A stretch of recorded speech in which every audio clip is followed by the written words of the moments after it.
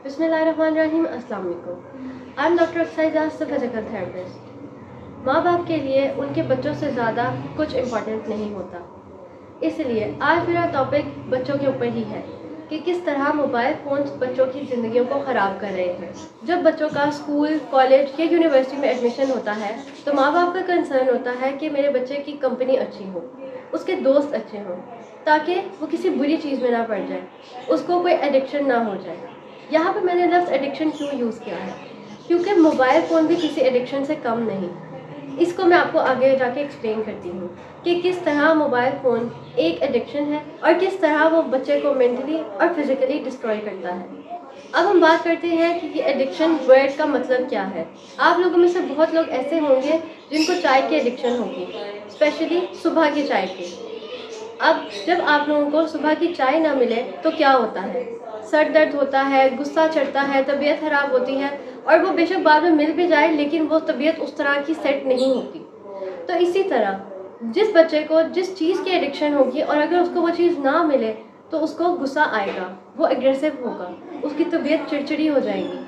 अब मैं आपको ये साइंटिफिकली सारी चीज़ें समझाती हूँ कि किस तरह एक चीज़ की एडिक्शन होती है और किस तरह उस चीज़ को पूरा ना होने की वजह से कोई इतना एग्रेसिव कैसे होता है।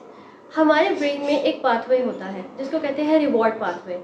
उसमें एक केमिकल रिलीज़ होता है जिसको कहते हैं डोपामीन। डोपामीन वैसे तो नेचुरली ब्रेन में रिलीज़ होता है, लेकिन जब आप किसी चीज़ से खुश होते हैं या कोई चीज़ आपको इत्मीनान देती है तो वो डोपामीन को 10 टाइम्स नॉर्मल से ज़्यादा रिलीज़ करता है। अब इस बात को समझाने के लिए मैं आपको एक एग्जांपल देती हूँ। जैसे अगर एक छोटा बच्चा है और आपने उसको पहली दफ़ा कोई चॉकलेट दी है, उसको वो चॉकलेट बहुत पसंद आई है, उसके ब्रेन में वो सेल या वो केमिकल रिलीज़ हो गया है जिसको हम कहते हैं डोपामीन। उस डोपामीन के रिलीज़ होने की वजह से ब्रेन में एक सेल बन गया है, लेकिन वो सेल अभी वीक है क्योंकि उस बच्चे ने चॉकलेट पहली दफ़ा खाई है। लेकिन जब वो बच्चा उस चॉकलेट को बार बार खाएगा तो वो जो सेल बना था वो परमानेंट हो जाएगा और उसके अंदर चेंज लाना मुश्किल हो जाएगा। अब इससे होगा क्या, क्योंकि हमें पता है कि हमारा हर काम ब्रेन से होता है, तो इसीलिए उस बच्चे के ब्रेन में वो चीज़ परमानेंट बन गई है कि उसको अगर खुश करना है तो उसे चॉकलेट दो। वो जब चॉकलेट खाएगा उसको सेंस ऑफ सेटिस्फेक्शन आएगी, इत्मीनान होगा, खुशी होगी, तो वो रिलीज़ होगा और वह ठीक हो जाएगा, उसके अंदर एग्रेसिवनेस नहीं आएगा। लेकिन जब इन चीज़ों को पूरा नहीं करेंगे, उसको चॉकलेट नहीं मिलेगी टाइम पे, जब उसका दिल कर रहा होगा तो होगा क्या, बच्चा गुस्सा करेगा, चिड़चिड़ा हो जाएगा, उसकी तबीयत ख़राब होगी। तो अब आप रिलेट कर रहे हो उन चीज़ों से जो मैं आपको पहले बता रही थी। अब इसी तरह अगर हम टॉपिक के ऊपर बात करें कि किस तरह मोबाइल फ़ोन से अफेक्ट कर रहे हैं, तो वो भी इसी तरह रिलेट करता है कि जैसे ही अगर आप बच्चे को थोड़ी देर पहले फ़ोन देंगे तो क्या होगा, उसको खुशी मिलेगी, अगली दफ़ा वो थोड़े ज़्यादा टाइम के लिए लेगा और इसी तरह वो जो उसके ब्रेन में सेल बना था वो परमानेंट हो जाएगा। और जब तक उसकी वो चीज़ पूरी नहीं की जाएगी वो चिड़चिड़ा हो जाएगा, गुस्सा करेगा। फिर इसी तरह पेरेंट्स कंप्लेन करते हैं कि पता नहीं हमारा बच्चा इतना चिड़चिड़ा क्यों है या ये लोगों में घुलता मिलता क्यों नहीं है। तो उसकी वजह यही है कि उसको लोगों से अब खुशी नहीं मिलती, उसको उस फ़ोन से खुशी मिलती है। अगर आप किसी गैदरिंग में चले जाएं, कोई भी फंक्शन हो, वहाँ पर अगर 20 बच्चे हैं तो उसमें से 15 से 18 बच्चों के हाथ में फ़ोन या टैब ज़रूर होगा, क्योंकि उनको उस चीज़ में खुशी मिलती है। लोगों से मिलके, लोगों से बात करने में उनकी खुशी नहीं है। ये तो थी एक बात। लेकिन अब मैं जो बात करूँगी कि किस तरह मोबाइल फ़ोन मेंटली और फिज़िकली अफेक्ट करती है, तो मैं किसी तीसरे की सुनी सुनाई बातों पे नहीं बल्कि खुद अपनी आंखों देखा बात मैं आपको बताऊंगी।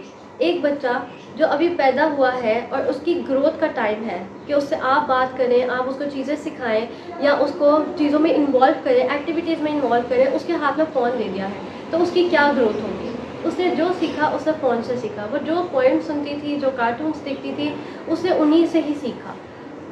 जो बात होती थी, जैसे अगर कोई बर्थडे हो रही है तो उसको बोलना नहीं आता क्योंकि उसको बोलना सिखाया ही नहीं। उसने जो सीखा है उसने फ़ोन से सीखा है।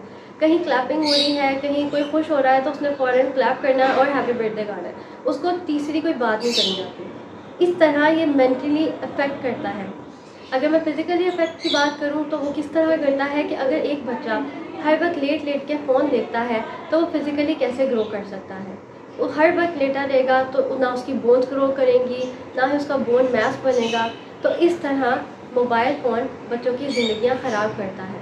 तो इसलिए बच्चों की ज़िंदगियों को बचाएं, मोबाइल फ़ोन से दूर रखें। मिलते हैं किसी अगली वीडियो में, तब तक के लिए अल्लाह हाफ़िज़।